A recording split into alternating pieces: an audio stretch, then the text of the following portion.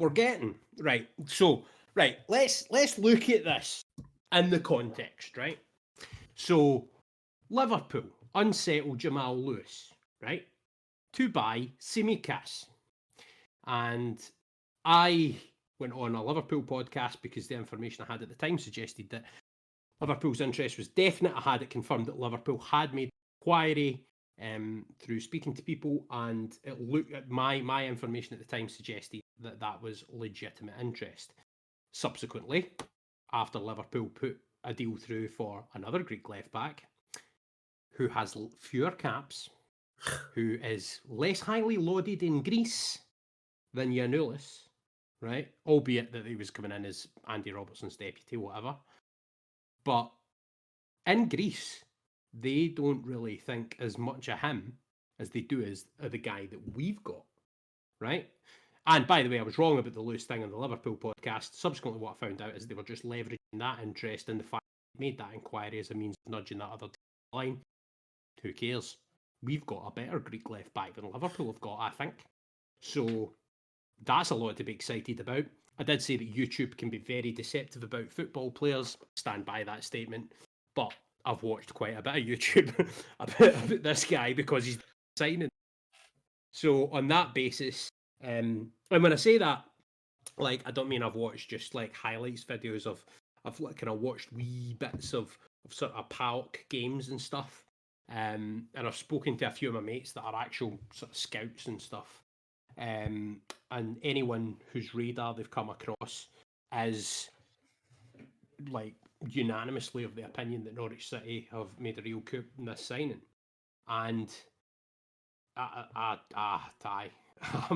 very, very, very excited for this one. I didn't go above a 9 in my previous in my previous list of sort of excitement level. But I'm looking at our defence, right? And I'm looking at next season, the potential that we've got as a Premier League outfit. You are building up to a 10, aren't you? Competitive. Calm down, mate. Calm down. Right, so it's all about the slow and sensual here. Right, we'll get there. We'll get there. The climax will come. That wasn't a pun, by the way. That wasn't a pun. Oh my goodness. Aye. No, right. I always joke that I'm the challenge, and I think I've absolutely just pure partridge that. Anyway, right. When you look at all of the circumstances, you look at behind the signing, the Liverpool narrative, you look at the quality of player that we're getting in, who looks like a player. Kind of in those videos, it's hard to gauge what defender. If you're an international standard footballer for a team like Greece, then you must be all right. You know what I mean? And he's obviously played in the Greek top flight. But I look at our defence, right? I'm excited by Giannoulis. Max Aarons is a quality player who we hold on to beyond the summer. And then I really like that central defensive pairing. And I'm questioning how good are we going to be as a viable competitive Premier League outfit next season if we replace Ollie Skip in that midfield role and we get someone that's as good as covering the right back position. That feels to me like a massive factor. Maybe a couple more options or weapons up front. Trade the Poeta and Hernandez for maybe players with just that bit more guile and Premier League quality. I don't know, whatever it might be. Maybe just a bit more up front. We're not far off being a half-decent Premier League side next season. And if we can get into the mindset and the form and the momentum of winning games, then that can be huge for us. But back to Giannoulis, all of that thought about, it's a 9.5. Still higher than a 9, but not a 10. Ben, I'll come to you next. Obviously, you were I guess you kind of put out first when we were interested in him, a video on the channel, which, again, if you haven't checked out, be sure to check out if you want to get some more. It's a good watch, by the way. I actually watched that, and I thought it was really good, mate. So you know, I think half of Greece watched it as well, judging by the comments. Yeah, honestly, I'm very impressed. It was really nice. It was. Do you know what? I like making them videos because it gets me excited, even if a player is not that good. I remember getting excited about Andre Duda, but here we are. But I'm very, very excited. I'm going to whip out a 9 immediately. Oh wow! I echo Hodgey's sentiment. Is that just, by the way, is that just because I built up for about a year and Yeah. then disappointed with a 9.5. You Essentially. just thought, right, here's my rating, and here's why. I thought I'd take a different road, but I genuinely echo your sentiment absolutely. But the one thing I'd like to add as my own is something I mentioned in that video, which, as you said, I made a lot of new Greek friends. That was insane.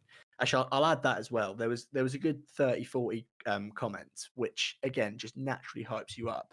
And it's ridiculous because when James Maddison left, for example, he's one of the best I've seen play for Norwich. I didn't feel the urge to go and comment on Leicester City fan videos, whereas these guys, they do. So that really must suggest that they love him, which implies, or you can infer that he's a good player.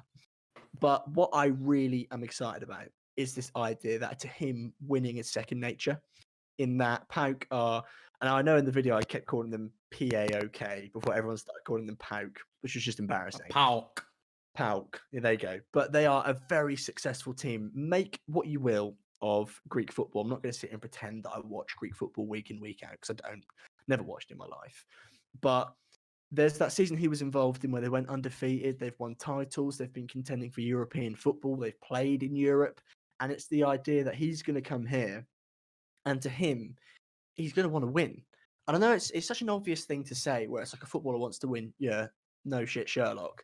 But at the same time, it's just like, it's such a good trait to have. You look at Norwich at the end of last season, the confidence was in tatters, wasn't it? And winning was a myth at that point, wasn't it? We didn't win any of the last games, did we? We lost like 10 in a row. At that point, winning was holy. Whereas this guy's going to come in and he's going to think, right, I'm just going to carry on from what I was getting up to in Greece, which is winning week after week. And that sort of attitude, which I'm presuming he has, I'm not saying he's definitely got it, but that type of attitude the squad can only benefit from. And I forgot to mention it about Ben Gibson, which again is the attitude in that he's so confident. And I absolutely love that about a footballer. I don't like arrogance, but I like confidence, because there's that fine margin between the two, which hopefully I think Giannoulis will sit. And I am very, very excited to see him play. And naturally, as a left back myself, I absolutely love and appreciate left backs and full backs, especially in this Norwich City team. And this idea that he's a gung-ho attacker really excites me. I know a bit earlier I was ranting and raving about how good Jacob Sorensen was, but I honestly cannot wait to see this guy. And if it's a disappointment, then I'll pretend that I was never excited, and that'll be the process. So here's a thought, right? So Sorensen moves into his natural role, right, in midfield, bombing box to box. We find a replacement for Ollie Skip, right? So that means you've got the Ollie Skip replacement covering for Max Aarons, and Sorensen, whenever this guy goes wandering, approaching the climax. Stop it. Sorensen just tucks back in. Sorensen just tucks right back in where that guy has left. Giannoulis is away, wandering, I don't know, like a Greek god, putting in crosses, Pookie's scoring. It's absolutely brilliant. And then you go back to the point where you've got Sorensen there for the counter-attack, and he's just going to deal with it, because he's been doing it for a season for Norwich as an ad hoc left back. 2022 Premier League winners, Norwich City. Mate, I'm not going to say anything's possible in football. Leicester won the league. Listen, I'll tell you what. I think the winning mentality thing's a big one. I think the other thing is just, it's all to do with age and level of hunger, right? So see that season where we're getting mullered every week last season? That was something where players are going to have learned a lot in terms of character mentality. Oh, credit to Barker for just flipping it on his head and making us win games like a procession again in the Championship. Unbelievable management. But I'm just excited because it feels like with just a few parts falling into place, once we go up, we're going to be more viable this time as a Premier League team. And it's signings like Giannoulis who are going to make that happen. I think I definitely went off the hype that other people created, because I really didn't know too much about Giannoulis before he signed. And obviously not that kind of everyone knows too much about a player like that, because it was a bit more of an obscure league to follow, if you like.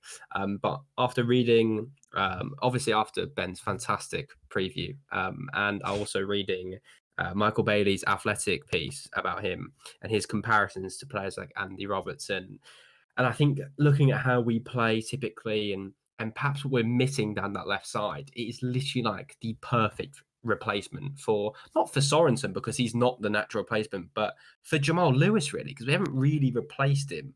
I don't want to anger Ben again too much with the Jamal Lewis point, but I guess it's just it seems like we're just slowly, step by step, getting that complete side, and like you say, we're probably a central defensive midfielder, number 8, number 6, I guess, like skip replacement away from really having a fantastic team, and I think that can only be positive.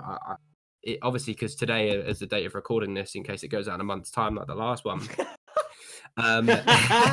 Giannoulis just had his work permit accepted. He's done his today, hasn't he? Yeah, it's the press day, and I think the one thing that really resonated with me was the fact that he said, "No, we will be a Premier League team next season," and he's not even met the squad yet, and he's already such a born winner. And I think, like you say, that is such an undervalued thing, because to come into a side that can single-handedly transform the way other players in that system approach games. When you've got someone there who can go, "No, we are going to win," and I think that's something which is going to be undervalued, and that's why I've gone for a 9.5.